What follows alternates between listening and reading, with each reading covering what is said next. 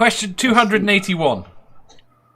Should classic books have elements removed/changed to fit modern sensibilities? Oh, I hate when that shit happens and they can't read a book anymore in school because it's offensive. No, it should not.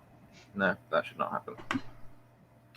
I'm trying to think of a situation where it would be good if it did. I'm having trouble here. Where I got this question from suggested Huckleberry Finn, which I don't recall, so I don't know whether or not it's a book that would benefit from it. No.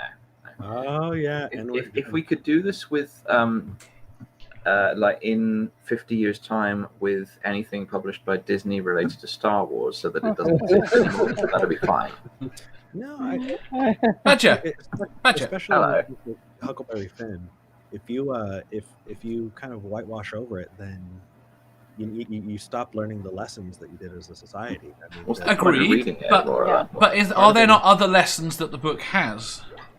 Yeah, there are, but it's an important one when you have an opportunity to sit down with a child and go, you know what? Hey, this directly talks about racism. You know, let's talk about that. Then it's a teaching opportunity. To Kill a Mockingbird was the one that was removed from my high school. I read it when I was at school, and then it was removed. Really? Yeah, I was just thinking that too. No, we read it. We watched the movie, the play. I love the movie. For a black and white movie, I do not like black and white movies, but that really did take the book very well, and it helped me cheat that class. It was great. Is calling it a black and white movie racist? Oh, Dave. Sorry. Grey movie. Did you see the Grey movie? Slap you, Dave. Well, it's like taking what was her name, Mammy, out of Gone with the Wind. You know, it just wouldn't make sense. No, there are teaching moments in books and movies and shit. So, Books I read at school were Of Mice and Men and Holes. There were others, but those were the ones that we kind of looked into a lot. But does that mean that we are going to lose some literature? Yes. What do you mean? Well, because people are too uncomfortable reading it because it's not relevant. I totally agree with everything you say about history and within that context. Okay, but there are things that, when time moves on, it is only a historical thing. It will hopefully only be a historical thing, if that makes sense. When it's one of those things where at school, when my daughter was at school and they used the word gay, it didn't mean anything. It only became meaningful when adults gave it meaning.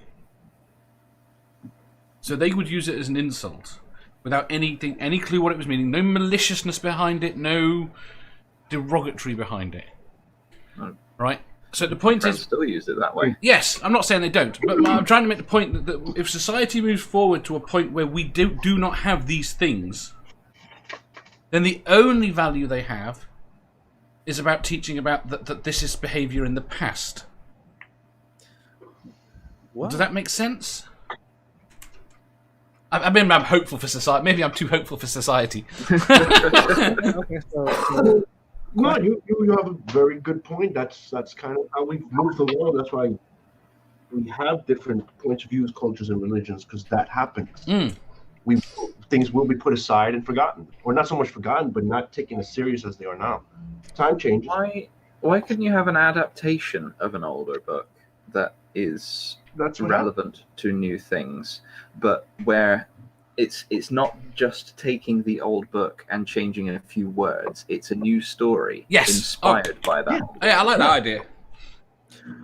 You know, there is something to be said though about racist that are portrayed just for laughs. You know, one that gets me is my own heritage. You know, I'm Mexican, and I look at some of the old Speedy Gonzales cartoons, and I never thought twice about his sidekick Scopo Jones. Like this.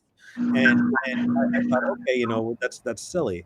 But as an adult, I've heard a lot of people put on what they think is a Mexican accent, and they go straight to Slowpoke Jones, and like it's interesting that a lot of it kind of taught these negative racial stereotypes. It also makes me think of minstrel shows. You know, where's the place of the minstrel show in the way that we look at history? Well, it's not something that I would want children to see without talking to them as a parent, you know, or someone to go, you know what, this is a portrayal that you don't want to take with you because it looked funny.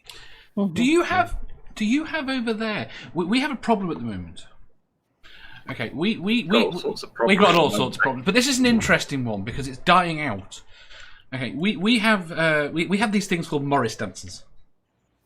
Oh God, why are you bringing them up? What has that got to do with them?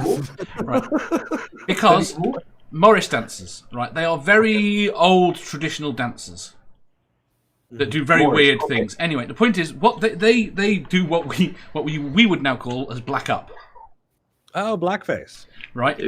But the point is, dancers do that. Have you never seen? It's not all done. It's again, it's a traditional thing in certain things. Okay, but the problem is, this predates anything. This is hundreds of years old. This has got absolutely nothing to do with race. But they are criticised. That's when your face is inherently racist. This is the point, right? But they are criticised because it used to be very common. But lots of groups stopped doing it because of racial insensitivities, and there's very few that are doing it now. And it's this thing that is, they're trying to keep it going because it is tradition, and other people are saying they should just give it up. So the argument that as tradition means fuck all to me, because over here in the United States there are a lot of people who fly Confederate flags. Yes, I completely agree. You know, and the whole argument, it's tradition, has become a veiled way for a lot of people who want to dog whistle their racism, to say, well, it's heritage, not hate. Yeah. And you know, when it starts getting into that, then we need to start coming up with better arguments, because yes, I agree. Does not fly, because if we wanted to be traditional, we'd go back to slave ownership here in the United States and take the vote away from people other than but there has to be a line there, though. Land-owning people. So, well, I mean, what about beating your kids? That's traditional. No, I agree, and I have a problem. Again, you want to go down that route? I have a problem with the way we have ended up where we've ended up with that, because the debate was never had. So I think I don't know. I think tradition is just a poor argument. But then, what would you not class as tradition?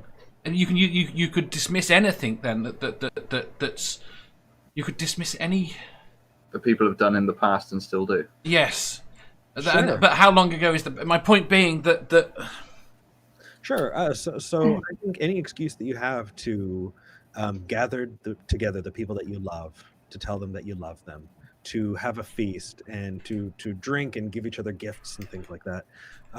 Those are wonderful, and any excuse we have for them, I'll take. Right, but when taking for your example, what if that is done around a Confederate flag, and that is part of that family's tradition? Well, no, okay. So Well, here's how I look at it. I live in the South too, Eric. And I'm not from here. You know that. I'm from New England, and we have, especially in Atlanta, there is a, in fact, probably the majority of Atlanta is minority, as opposed to the suburbs, which tend to be more, you know, redneck, white, whatever. And I feel like if you have something that is clearly hurtful and offensive to an entire group of people, then that should really be questioned. You know, I'm not saying no freedom of speech or whatever, but you know, it's not like they're flying the flag because they fondly remember the Civil War and they want to. Unfortunately, I think the flag is a terrible thing to use as an example, because it's so rewritten history in the context of it, of how it's moved along. I mean, from an external point of view, if you actually look at, I don't know what it's like to live in it, but from an external point of view, it's fantastic. We've gone through. I'm 41, and I've lived through You're It not basic- 41. I am. I've lived through it. Not 2 million years old, though. I've lived through the Confederate flag becoming something that was not nostalgic, but just something that was, and it was kind of a novelty. And in the last 30 years, it has got more and more relevant to people that had no concept of it. Well, so yeah, if you want another story on that one, I'd be happy. But I think a more relevant piece would be let's talk about Christmas. Mm. I celebrate Christmas. I don't know how Yes. many of you do, but I okay. So do you celebrate the nativity? Nope. No. Okay, so keep the part that you like and get rid of the part that sucks. Yes. If you traditionally gather around the Confederate flag or whatever other, keep the part where you gather around. You don't have to keep the shitty part. Yeah, but the point is do you have the right to tell other people to do that? If we go, okay, let's try. I'm going to scratch that. Let's try and go back to the question a little bit, right? Sure. Do you have a right to tell other people to change their books to get rid of those bits? I've got one little thing I want to add on the Morris dancing go on. thing, if I can. If you want to just move on from it, that's fine. No, go on. Briefly. Which is, I do think it is a bit arrogant of someone from, not someone, but like a group or culture from somewhere else who is offended by something to come into someone else's culture and go, you can't do that anymore. Yes. Especially if that thing is completely unconnected to the history of why it's offensive to this other group. Agreed. That being said, I think there is an element of just people, if people are going to mix and get on with each other, they do need to kind of consider, well, this person is upset by this. We need to think about how we can deal with that. And Yes. I think there needs to be some give and take in both directions in that regard. Yes, I completely agree. And yeah, I don't want to. I forgot where that sentence was going, so I'll just leave it. I mean, the problem I've got is I have watching the last 10 years and watching what were relatively innocent, and you're going to end up using the word dog whistle, but relatively innocuous words, symbols, to rally around and give them meaning. And then that meaning is jumped upon. But language. Say again. That's just the function of language, though. It is, but it seems that how it has been done seems more dishonest.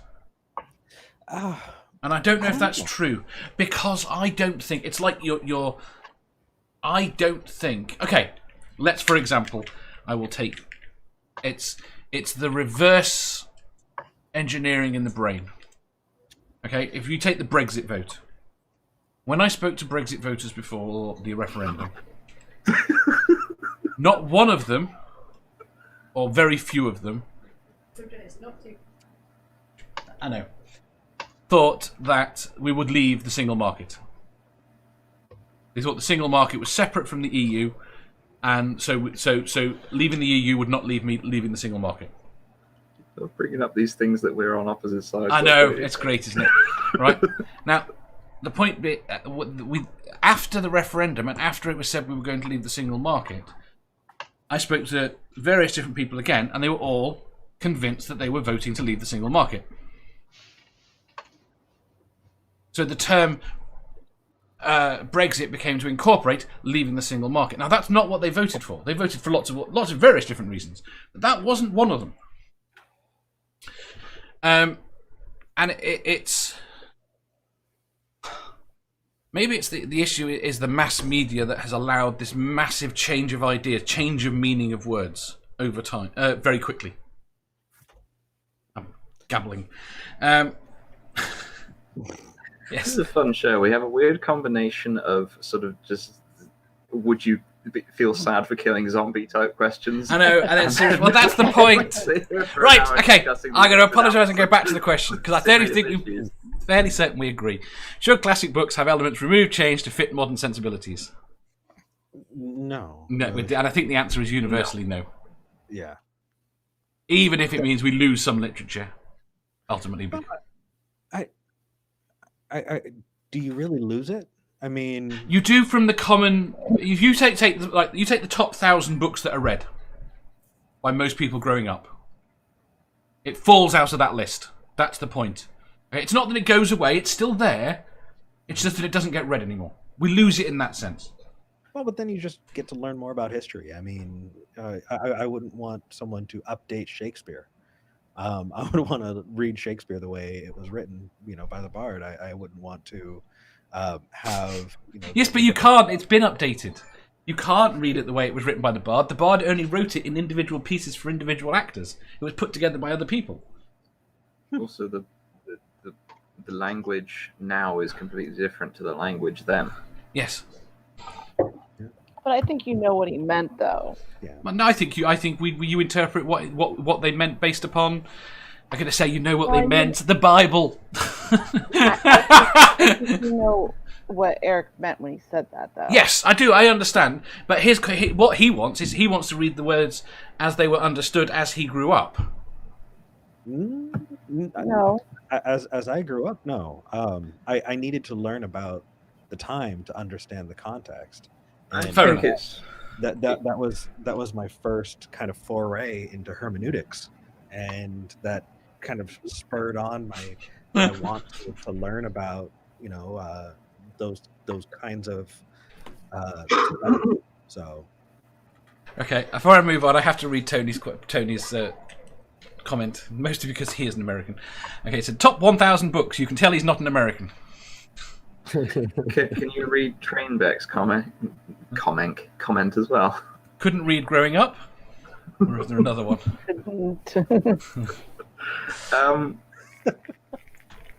I don't think it's necessarily bad that things go out of the top 1,000 or 100 or whatever books that people read growing up, because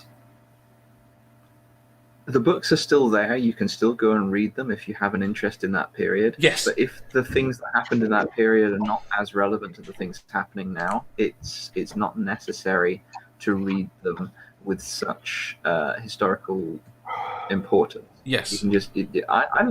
I want to learn about this period. I'm going to read some literature from this period and see what it was like. I mean, I find it very interesting now to read things, and I find it annoying that the idea that you can just pull out a phone. The number of stories that you follow a story, and the point is about who knows what when. Mm-hmm. And the amount of time it takes information to travel between places, especially the older that you get with books. And now every story has to have the ability to pull out a phone and to phone them. And it annoys me, like with the new Doctor Who, where they find something out, they found something profound. And it shows repeatedly these people have got phones and they don't phone each other. Yeah. See, that in stories featuring me, that works fine because I don't pick up the phone. You would if there was something that profound. How would I know if I didn't pick it up to hear it?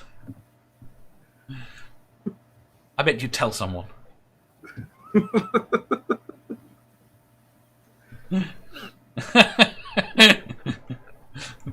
Some unknown human is phoning me. I ain't picking that thing up. That's true, though. I like that. Nobody answers your phone anymore, especially if you don't know it. I like that she says we trolled her stream. She started it. Who is Lucy? Lucy Luxor. She's internet famous. Well, I would tell you, but the button to go to the person's channel doesn't exist anymore. No. We've had this. Lucy's good fun, don't worry. She is.